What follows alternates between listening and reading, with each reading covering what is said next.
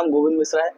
आप लोगों को सीआरपीसी जो कि अब बीएनएसएस में बदल गया है वो मैं पढ़ा रहा था। आज से बोर्ड लग गए हैं तो अब इस पे भी थोड़ा सा बताऊंगा, थोड़ा सा डिजिटल बोर्ड पे पीडीएफ जैसे बताता हूँ ना वैसे ही बताऊंगा। तो चलिए ठीक है, आज जुडिशियल मजिस्ट्रेट के बारे में बताना था।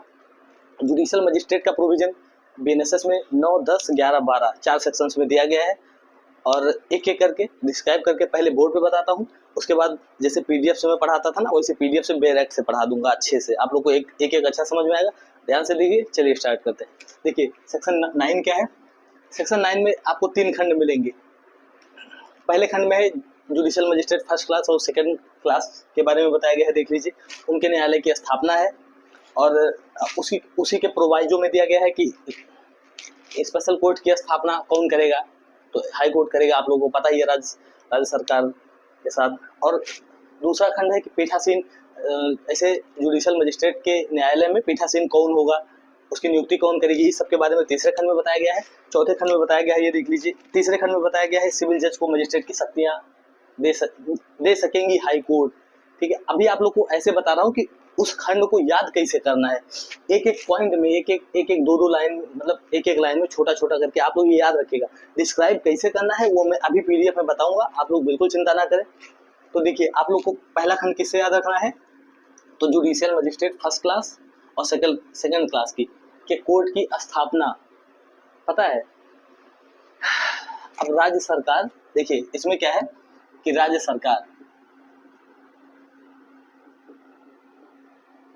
हाई कोर्ट के परामर्श के पश्चात राज्य में जितने चाहे उतने जुडिशियल मजिस्ट्रेट के कोर्ट की स्थापना कर सकता है। ठीक है, हाई कोर्ट के परामर्श, अब एचसी का मतलब हाई कोर्ट है, थोड़ा सा आप लोग भी समझिएगा। हाई कोर्ट के परामर्श के पश्चात राज्य सरकार जितने चाहे उतने मजिस्ट्रेट कोर्ट की स्थापना कर सकेगा एक राज्य में। ठीक है, ये है पहला खंड। और इसी का प्रोवाइजो है कि हाई कोर्ट स्पेशल कोर्ट की स्थापना कर सकेगा किसी विशेष मामलों की सुनवाई के लिए या किसी विशेष वर्ग के मामलों की सुनवाई के लिए, जितने चाहे उतने स्पेशल कोर्ट बना सकता है। और इसके बारे में प्रोविजन आगे पूरा स्पेशल कोर्ट का आगे सेक्शन ही दिया गया है, वो आप लोग को बताऊंगा। तो अब 10वां देख लीजिए, सेक्शन नंबर 10 देख लीजिए। इसमें है कि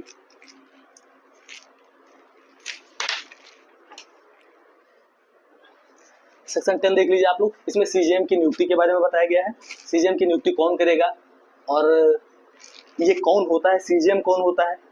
तो आपको पता है, फर्स्ट क्लास या second class first class judicial magistrate को, किसी भी जुडिशियल मजिस्ट्रेट को ये सीजीएम बनाया जा सकेगा। और ए सीजीएम के बारे में दूसरे खंड में प्रावधान है, यह धारा 10 है, आप लोग ध्यान दीजिएगा। और तीसरे खंड में है कि उपखंड का मजिस्ट्रेट, उपखंड के मजिस्ट्रेट को कौन कौन सी शक्तियां हो सकती हैं, कौन प्रदान करेगा और कैसे उपखंड के मजिस्ट्रेट बनाया जा सकेगा, ये है उपखंड न्यायिक मजिस्ट्रेट की शक्ति के बारे में चौथे में है।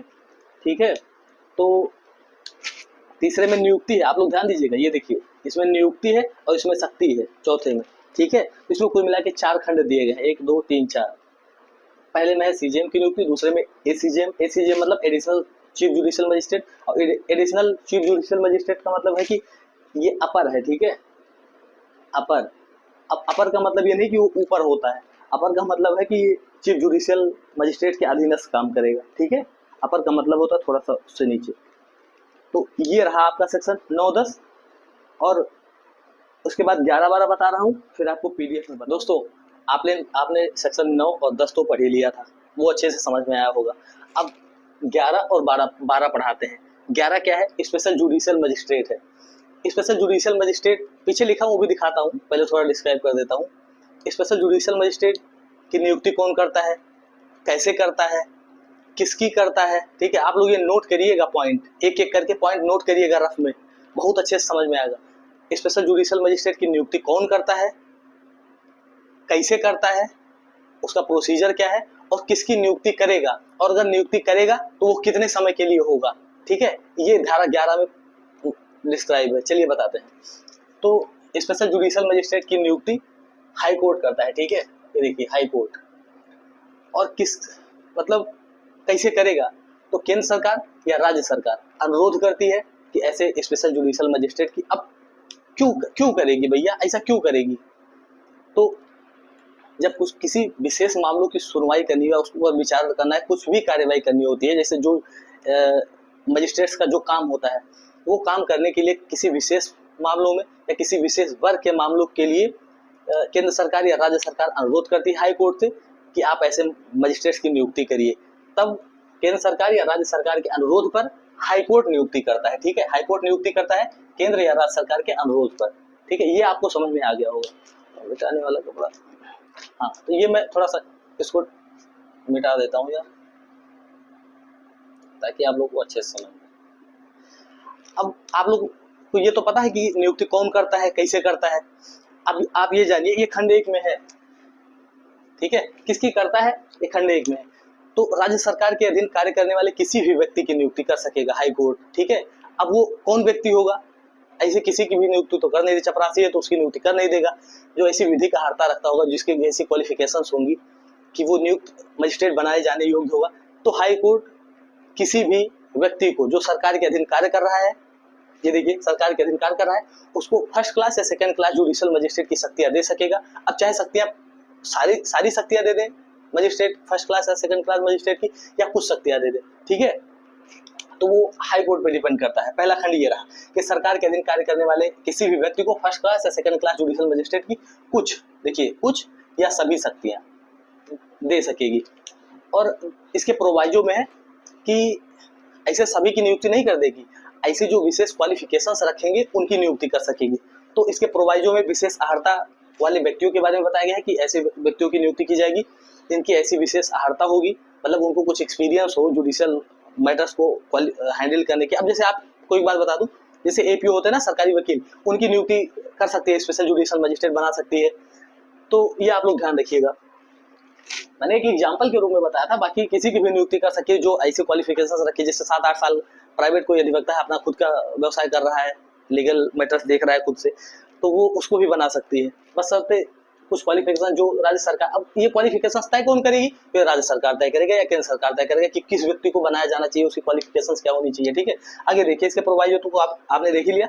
अब इसके दूसरे खंड में है कि नियुक्ति कितने समय के लिए होगा, तो नियुक्ति मैक्सिमम एक वर्ष के लिए होगा, और 1 वर्ष के लिए एक बार में होगा। उसके बाद अगर राज्य सरकार को या केंद्र सरकार को उचित लगा तो वो बढ़ा भी सकता है, लेकिन एक बार में नियुक्ति 1 ही वर्ष के लिए होगा। ठीक है, तो मैक्सिमम 1 साल के लिए इसकी नियुक्ति होगी। ये देखिए, अब धारा 12 देखते हैं। धारा 12 में क्या दिया गया है कि सीजेएम के द्वारा 12 है स्थानीय अधिकारिता है जो जुडिशियल मजिस्ट्रेट्स की। ठीक है,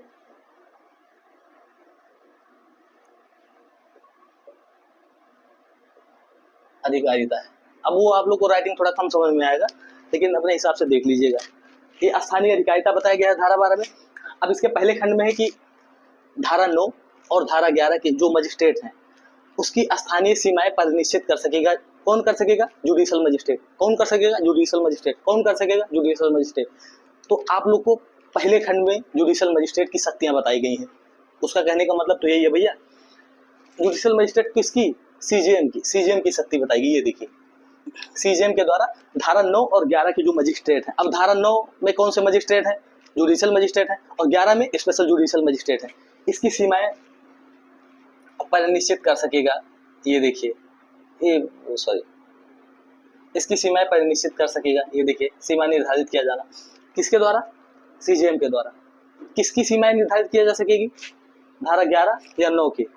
कोई भी मजिस्ट्रेट की शक्तियां हैं तो उसको मतलब कोई भी मजिस्ट्रेट है उसकी सीमाएं, स्थानीय सीमाएं वो परिनिश्चित कर सकेगा जो भी है। और उसके प्रोवाइजो में क्या दिया गया है कि जो स्पेशल जुडिशियल मजिस्ट्रेट होंगी वो अपने क्षेत्र में जितना वो उनके लिए निर्धारित किया गया है वो अपने सीमा में कहीं भी बैठक कर सकते हैं। ठीक है, अब दूसरा खंड इसका देख लीजिए कि बताया गया है कि मजिस्ट्रेट जो होंगे उनकी शक्तियों का विस्तार कहाँ होगा। तो आप लोग बताइए कहाँ होगा, जहाँ नियुक्ति हुई होगी वहां ना होगा। अब जिले में नियुक्ति हो गई है तो वहीं होगा, तो जिले में है तो पूरे जिले में होगा, ये बताया गया है। मैं आपको पूरा डिस्क्राइब करूंगा अच्छे से, अभी बैरेक्ट आपको दिखाऊंगा, बैरेक्ट दिखा के बोर्ड पे ना।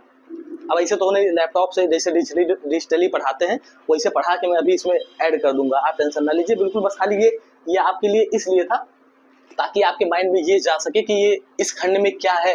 आपको खंड बस थोड़ा सा याद करना है। ठीक है, तो आप लोगों को फिर से एक बार बता देता हूँ। 11 क्या है, स्पेशल जुडिशियल मजिस्ट्रेट के बारे में बताया गया है, उनकी नियुक्ति की गई है। और इनकी नियुक्ति कौन करेगा, तो हाई कोर्ट करेगा। कैसे करेगा, तो सेंट्रल गवर्नमेंट या स्टेट गवर्नमेंट के अनुरोध पर करेगा। और किसे करेगा, तो खंड 1 में बताया गया है कि किसी भी व्यक्ति को कर सकेगा जो सरकार के अधीन कार्य करता हो और ऐसी विशेष अर्हता रखता हो। अब विशेष अर्हता कहाँ दिया गया है, तो उसके प्रोवाइजो में दिया गया है। ये देखिए इसका प्रोवाइजो ये है, तो इसमें विशेष अर्हता दिया गया है। ऐसी विधि का अर्हता रखेगा तो उसकी नियुक्ति कर सकेगा। जैसे सरकारी वकील हो या प्राइवेट वकील हो या कोई टीचर हो, मान लीजिए उसको 10-12 साल की एक्सपीरियंस हो, तो उसको सेंट्रल या स्टेट गवर्नमेंट रिकमेंड कर सकेगा या हाई कोर्ट से कि आप इसको नियुक्त करिए। अब नियुक्ति कितने साल के लिए होगा, तो 1 साल के लिए होगा मैक्सिमम। 12 क्या है, स्थानीय अधिकारिता है जुडिशियल मजिस्ट्रेट की। खंड 1 में बताया गया कि सीजेएम है, अपने से अधीनस्थ जुडिशियल मजिस्ट्रेट के जो कार्य करने की शक्तियां हैं, जो कहाँ उस शक्तियों का विस्तार कहाँ करेगा, अपने शक्तियों को कहाँ प्रयोग करेगा, तो उसकी स्थानीय सीमाएं निर्धारित कर सकता है सीजेएम। ठीक है, दूसरे खंड में तो इसके प्रोवाइजो में दिया गया कि स्पेशल जुडिशियल मजिस्ट्रेट है वो अपने निर्धारित सीमा में कहीं भी बैठक कर सकते हैं। और इसके दूसरे खंड में है कि मजिस्ट्रेट की शक्तियों का विस्तार कहाँ होगा, तो सर्वत्र जिले में, पूरे जिले में होगा। तीसरे खंड में कुछ सेशन कोर्ट और जुडिशियल मजिस्ट्रेट के बारे में, वो चीफ जुडिशियल मजिस्ट्रेट के बारे में कुछ निर्देश है, तो वो बहुत ईजी, आप लोग देख लीजिएगा अपने हिसाब से, वो बहुत इंपॉर्टेंट नहीं है। तो ये 4 सेक्शंस आप लोग पढ़ लिए होंगे। जुडिशियल मजिस्ट्रेट के बारे में 4 सेक्शनों में बताया गया है, 9, 10, 11, 12। आप लोग ध्यान रखिएगा, अच्छे से पढ़ेंगे, बहुत अच्छा समझ में आएगा। आपने सेक्शन 9, 10, 11, 12 तो पढ़ ही लिया है। अब सेक्शन 13 पढ़ते हैं। सेक्शन 13 में 2 खंड कुल मिलाकर बताए गए हैं। पहले में अधीनस्थता के बारे में बताया गया है कि कौन जज किसके अधीनस्थ होगा, और दूसरे में बताया गया है सीजेएम के बारे में कि कुछ शक्तियां कि अपने अधीनस्थ जजों के लिए नियम बना सकेंगे, ETC।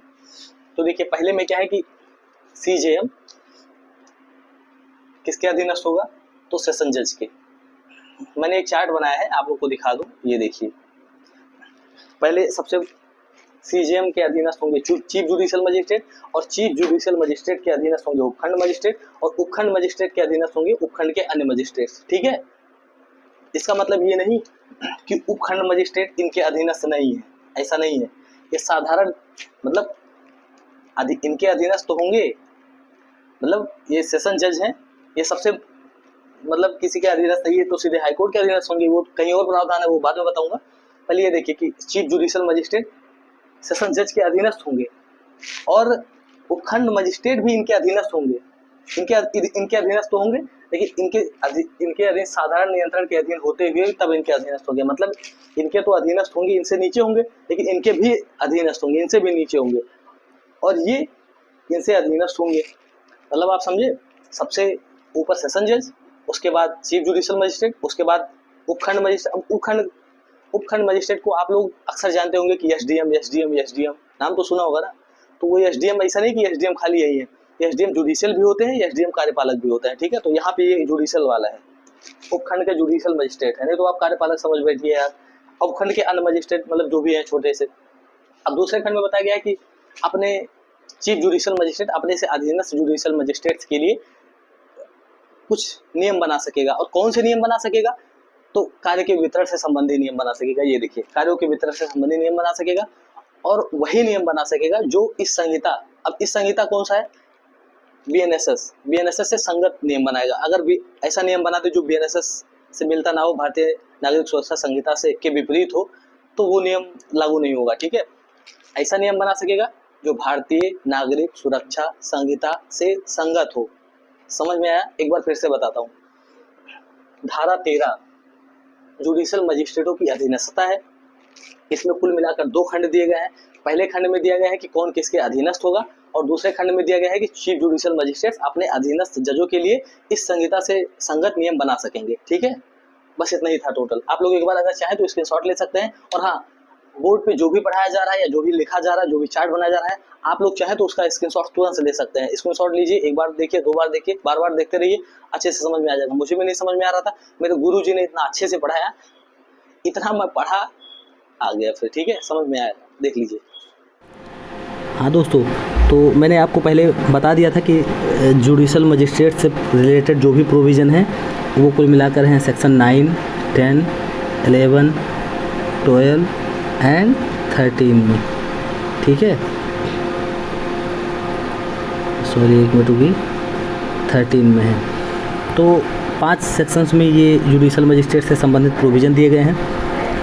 अब उनको एक एक करके देख लेते हैं। ये बेयर एक्ट है, BNSS का मैंने आपको बोर्ड पर बताया ही है। आप यहाँ पर बैरक देख के अपने हिसाब से देख लीजिए, ठीक है। देखिए भैया, प्रथम वर्ग और द्वितीय वर्ग न्यायिक मजिस्ट्रेट के न्यायालय ऐसे स्थानों पर स्थापित किए जाएंगे जहां राज्य सरकार चाहे। और कौन स्थापित करेगा? राज्य सरकार। इसका मतलब क्या हुआ? राज्य सरकार। परंतु ये एक बात और इसमें लिखा है, उच्च न्यायालय के परामर्श के पश्चात। तो इसका मतलब हुआ कि हाई कोर्ट के परामर्श के पश्चात स्टेट गवर्नमेंट, ठीक है, स्टेट गवर्नमेंट यानी राज्य सरकार प्रत्येक राज्य में प्रत्येक ज़िले में उतने जितने वह चाहे वो प्रथम वर्ग और द्वितीय वर्ग न्यायिक मजिस्ट्रेट के न्यायालय की स्थापना कर सकेगा। परंतु यहाँ पर एक प्रोवाइजो खंड है, ये इसमें बताया गया है कि स्पेशल कोर्ट की स्थापना कर सकेगी राज्य सरकार, परंतु हाई कोर्ट के परमिशन के बाद। और किस लिए? विशेष मामलों की सुनवाई के लिए, ठीक है। तो इसमें यह है कि हाईलाइट करके दिखाता हूँ, राज्य सरकार उच्च न्यायालय के परामर्श के पश्चात किसी स्थानीय क्षेत्र के लिए प्रथम वर्ग या द्वितीय वर्ग न्यायिक मजिस्ट्रेटों के एक या अधिक विशेष न्यायालय, ठीक है, कितने न्यायालय? एक या अधिक।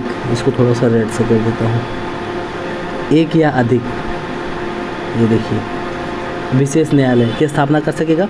और किस लिए कर सकेगा? किसी विशेष मामले या विशेष वर्ग के मामलों का विचारण करने के लिए, ठीक है।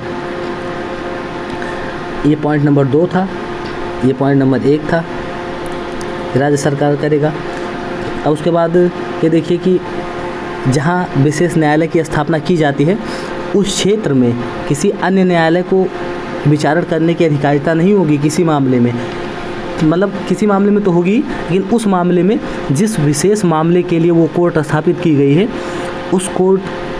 उस मामले की सुनवाई के लिए कोई और विचारण नहीं करेगा, कोई भी कोर्ट हो, ठीक है। दूसरे खंड में क्या है कि ऐसे न्यायालयों के पीठासीन अधिकारी उच्च न्यायालय द्वारा नियुक्त किए जाएंगे। मैंने आपको पहले ही बताया था कि पीठासीन अधिकारी की नियुक्ति है, और लेकिन नियुक्त क्यों कौन करेगा? उच्च न्यायालय करेगा।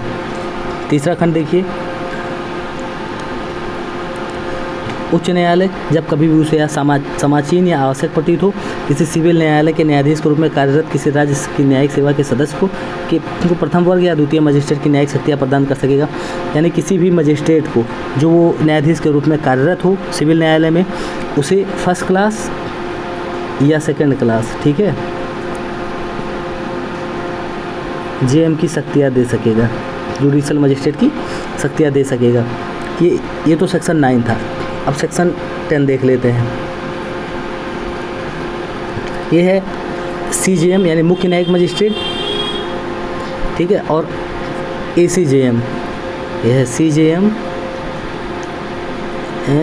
ACJM। ACJM माने एडिशनल चीफ जुडिशियल मजिस्ट्रेट। इसके पहले खंड में है उच्च न्यायालय प्रत्येक जिले में प्रथम वर्ग न्यायिक मजिस्ट्रेट को मुख्य न्यायिक मजिस्ट्रेट नियुक्त करेगा, यानी कि CJM की नियुक्ति है। यहाँ पे ये देखिए, हाईलाइट कर देता हूँ, चीफ जुडिशियल मजिस्ट्रेट की नियुक्ति है, ठीक है। दूसरे खंड में देख लीजिए,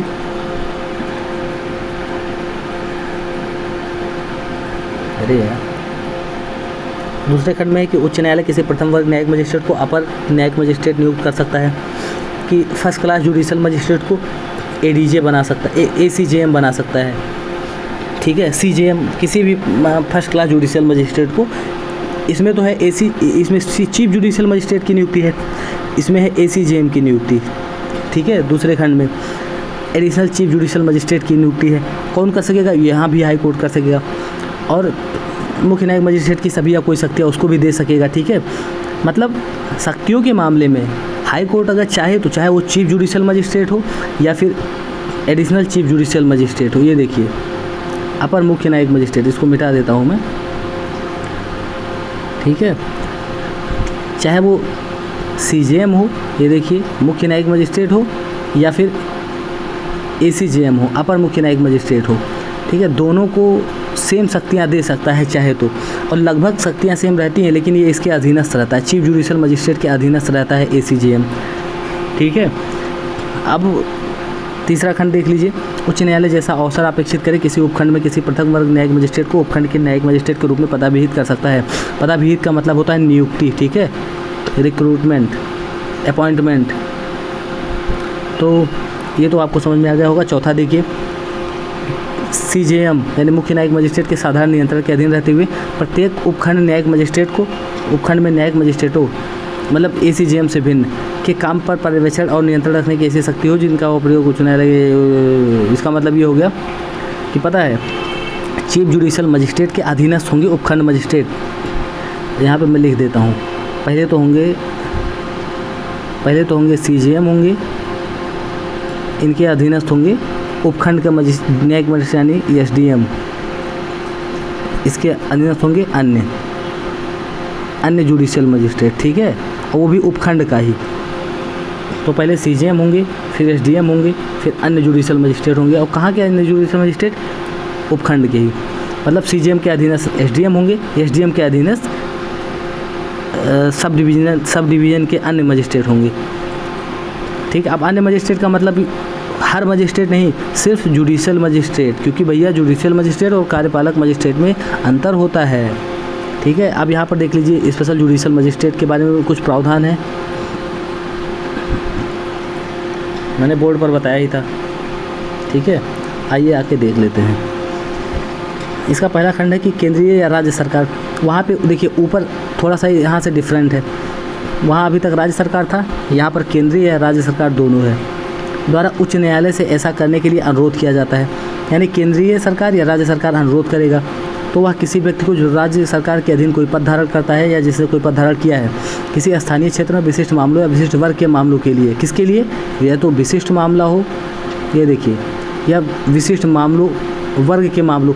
अब जैसे कोई मान लीजिए कोई रेप है तो स्पेशल किसी एक रेप के लिए या एक से अधिक यानी मोर, या तो एक रेप के लिए या एक से अधिक रेप के लिए। लेकिन उस क्षेत्र में और कोई न्यायालय अपनी अधिकारिता का प्रयोग नहीं करेगा उस मामलों के संबंध में जिसके संबंध में न्यायिक मजिस्ट्रेट की या जिस संबंध में ऐसे स्पेशल कोर्ट की स्थापना की जाती है। अभी आपको ऊपर दिखाए थे स्पेशल वाला, ठीक है। अगर स्पेशल कोर्ट की नियुक्ति होगी तो जिस मामलों के लिए ऐसी नियुक्ति होगी, ऐसे मजिस्ट्रेट्स की, ऐसे कोर्ट का स्थापना किया जाएगा, उस मामलों की सुनवाई कोई और न्यायालय नहीं कर पाएगा भैया, समझे? समझ गए होंगे, ये बहुत इजी था। चलिए ये तो पढ़े होंगे, केंद्र सरकार या राज्य सरकार उच्च न्यायालय से ऐसा करने के लिए अनुरोध किया जाता है तो वह किसी व्यक्ति को जो सरकार के अधीन कोई पद धारण करता है, जिसने कोई पद धारण किया है, मतलब कर चुका है या अभी भी पद पर है, किसी स्थानीय क्षेत्र में विशिष्ट मामलों या विशिष्ट वर्ग के मामलों के संबंध में प्रथम वर्ग या द्वितीय वर्ग न्यायिक मजिस्ट्रेट, इसको ध्यान रखिएगा भैया, प्रथम वर्ग या द्वितीय वर्ग न्यायिक मजिस्ट्रेट की शक्तियाँ दे सकेगा, फर्स्ट क्लास या सेकेंड क्लास जुडिशियल मजिस्ट्रेट की शक्तियाँ दे सकेगा, ठीक है। सभी या कोई शक्ति दे सकेगा। शक्ति कौन देगा? हाई कोर्ट देगा। और क्यों देगा? क्योंकि उसकी नियुक्ति किया गया है हाई कोर्ट के द्वारा। और नियुक्ति क्यों करेगा? क्योंकि केंद्र सरकार, सेंट्रल गवर्नमेंट या स्टेट गवर्नमेंट, ठीक है। CGSG का मतलब है C माने सेंट्रल, G माने गवर्नमेंट, S माने स्टेट, G माने गवर्नमेंट, ठीक है। हाँ भैया, नहीं तो आप लोग कंफ्यूज होइए हर बात पे। देखो भैया, मैं वही चीज़ पढ़ा रहा हूँ जो मैं सोचता हूँ कि कहाँ डिस्टर्बेंस हो सकता है, कहाँ प्रॉब्लम हो सकती है। चलिए आप परंतु खंड देखते हैं। परंतु ऐसी कोई शक्ति ऐसे किसी व्यक्ति को प्रदत्त नहीं की जाएगी जब तक उसके पास विधिक, अरे यार इसको मिटाता हूँ, जब तक उसके पास विधिक मामलों के संबंध में ऐसी कोई अर्हता या अनुभव नहीं है। मतलब इसके पास कोई एक्सपीरियंस होना चाहिए, ठीक है। एक्सपीरियंस, EXP का मतलब एक्सपीरियंस है, तो आप पता नहीं क्या समझो। अब दूसरा खंड देख लीजिए। ऐसे मजिस्ट्रेट विशेष न्यायिक मजिस्ट्रेट कहलाएंगे। ये तो बात सही है, ऐसे मजिस्ट्रेट स्पेशल जुडिशियल मजिस्ट्रेट कहलाएंगे। और एक समय में एक वर्ष से अनधिक, अनधिक का मतलब ना अधिक, ठीक है, अन। अब इसका संधि विच्छेद करेंगे, इसको मिटा के मैं दिखाता हूँ। अनधिक, एक वर्ष से अनधिक का मतलब है एक वर्ष से अनधिक माने जो ज़्यादा ना हो, अधिक, अनअधिक, ठीक है। एक वर्ष से जो ज़्यादा ना हो, मतलब नियुक्ति कितने साल के लिए की जाएगी? मैक्सिमम 1 साल के लिए, मैक्सिमम 1 साल के लिए, ठीक है। जो उच्च न्यायालय साधारण विशेष आदेश द्वारा निर्देशित करे, ये सब तो ठीक है, आप समझ गए होंगे। चलिए धारा 12 देखिए, न्यायिक मजिस्ट्रेटों की स्थानीय अधिकारिता। अब स्थानीय अधिकारिता क्या होगी? स्थानीय अधिकारिता मतलब ऐसा स्थान जहाँ अपने अधिकारिता का प्रयोग करेगा, ठीक है। स्थानीय माने मतलब लोकेलिटी, और अधिकारिता मतलब जहाँ वो अपनी शक्तियों का प्रयोग करेगा, जिसको वो क्षेत्र मिला है कि आप अपनी शक्तियों का प्रयोग करिए। तो स्थानीय अधिकारिता का मतलब आप क्या समझे? जहाँ वो अपनी शक्तियों का प्रयोग करेगा। अब उच्च न्यायालय के साधारण नियंत्रण के अधीन रहते हुए CJM मुख्य न्यायिक मजिस्ट्रेट समय समय पर उन स्थानीय सीमाएं परिनिश्चित उन क्षेत्रों की स्थानीय सीमाएं परिनिश्चित कर सकेगा जिनके भीतर धारा 9 या 11 के अधीन नियुक्त मजिस्ट्रेट उन सभी या उनमें से किन्हीं शक्तियों का प्रयोग कर सकेंगे। मतलब CJM अपने से अधीनस्थ मजिस्ट्रेट्स के लिए सीमाएं परिनिश्चित कर सकेगा। परिनिश्चित का मतलब होता है कि निर्धारित या निश्चित, या समझ गए होंगे, निर्धारित या निश्चित होता है, ठीक है। अब कैसे नियम बना सकेंगे, कहाँ बना सकेंगे? इस संहिता के अधीन ही बनाएंगे भैया। देखिए, चलिए आगे देखते हैं परंतु खंड। परंतु विशेष न्यायिक मजिस्ट्रेट का न्यायालय उस स्थानीय क्षेत्र के भीतर जिसके लिए वह स्थापित किया गया है किसी स्थान में अपनी बैठक कर सकेगा। अब स्पेशल कोर्ट जो है, स्पेशल कोर्ट वहाँ पे बताया गया था ना कि एक गठन किया जाएगा। कौन करेगा? हाई कोर्ट करेगा। कैसे करेगा? तो सर्वोच्च कह रहे हैं, स्टेट गवर्नमेंट या सेंट्रल गवर्नमेंट के अनुरोध पर करेगा, ठीक है भैया। तो ऐसा स्पेशल कोर्ट अपनी बैठक कहीं भी कर सकेगा। अब कहीं भी का मतलब क्या है? जिस क्षेत्र के लिए उसकी नियुक्ति की गई है, ठीक है, उस क्षेत्र के भीतर कहीं भी। ये देखिए, मान लीजिए इतने क्षेत्र के भीतर इसकी नियुक्ति की गई है, तो इस इतने पूरे क्षेत्र के भीतर या कहीं भी अपनी अधिकारिता का प्रयोग कर सकता है, मामलों का विचारण कर सकता है, जो भी जुडिशियल कार्यवाही हो जिसके लिए वह नियुक्त किया गया है वो सब कर सकता है, ठीक है, इतने क्षेत्र के भीतर। चलिए आगे देखते हैं। दूसरा खंड क्या कहता है? ऐसे परिनिश्चय द्वारा जैसा उपबंधित है उसके सिवाय प्रत्येक ऐसे मजिस्ट्रेट की स्थानीय अधिकारिता या प्रत्येक ऐसे मजिस्ट्रेट की अधिकारिता और शक्तियों का विस्तार जिले में सर्वत्र होगा। मतलब सभी ऐसे परिनिश्चय द्वारा, मतलब जो ऊपर परिनिश्चय करता है CJM। ये देखिए यहाँ पे परिनिश्चय खंड 1 में। अब ये अरे यार मिटा दूँ ताकि आप लोग को देखिए। तो यहाँ पे देखिए स्थानीय सीमाएं परिनिश्चित कर रहा है ना CJM। अब ऐसे परिनिश्चय द्वारा जैसा उपबंधित है उसके सिवाय प्रत्येक मजिस्ट्रेट की स्थानीय अधिकारिता और शक्तियों का विस्तार जिले में सर्वत्र होगा। लेकिन इसका मतलब ये है कि मजिस्ट्रेट की स्थानीय अधिकारिता और शक्तियों का विस्तार पूरे ज़िले में होगा। लेकिन अगर परिनिश्चय कर दिया गया है कि कम क्षेत्र में हो शक्तियों का विस्तार, तो कम में होगा, क्योंकि ये जो सिवाय के पहले का है ना, ये अपवाद बताता है, अपवाद को थोड़ा एक्सप्रेस करता है कि ये ऐसे परिनिश्चय के सिवाय, ठीक है, ऐसे परिनिश्चय द्वारा जैसा उपबंधित है, ऐसे परिनिश्चय द्वारा जैसा उपबंधित है उसके सिवाय, मतलब इसके सिवाय, परिनिश्चय के सिवाय प्रत्येक मजिस्ट्रेट की स्थानीय अधिकारिता या शक्तियों का विस्तार सर्वत्र जिले में होगा। अब ये देख लीजिए, धारा 13 देखते हैं। न्यायिक मजिस्ट्रेटों का अधीनस्थ होना। प्रत्येक मुख्य न्यायिक मजिस्ट्रेट, अरे यार कहाँ गया? हाँ, प्रत्येक मुख्य न्यायिक मजिस्ट्रेट किसके अधीनस्थ होगा? जितने भी मुख्य न्यायिक मजिस्ट्रेट यानी CJM हैं वो अधीनस्थ होंगे सिविल जज के CJ। और CJM के अधीनस्थ कौन होगा? तो उपखंड मजिस्ट्रेट, ठीक है, या अन्य मजिस्ट्रेट हैं, जो अन्य मजिस्ट्रेट जिले के ही अन्य मजिस्ट्रेट हैं वो CJM के फर्स्ट क्लास से सेकंड क्लास जितने मजिस्ट्रेट होंगे वो CJM के अधीनस्थ होंगे। आपको मैंने बताया ही था, वो आप लोग जानते ही होंगे। दूसरा खंड देख लीजिए। मुख्य न्यायिक मजिस्ट्रेट समय पर अपने अधीनस्थ न्यायिक मजिस्ट्रेटों के बीच कार्य के वितरण के संबंध में संहिता से संगत नियम बना सकेगा या विशेष आदेश दे सकेगा। तो आप लोग को ये मैंने पहले डिस्क्राइब किया है कि CJM अपने से अधीनस्थ जजों के लिए नियम बना सकेगा। कैसा नियम बना सकेगा? तो ऐसा नियम जो इस संहिता से संगत हो, ठीक है। चलिए अब आगे ये कार्यपालक मजिस्ट्रेट है, तो ये अगले वीडियो में मैंने पढ़ा दिया है, आप लोग देख लीजिएगा। चलिए बाय बाय, टेक केयर, जय हिंद।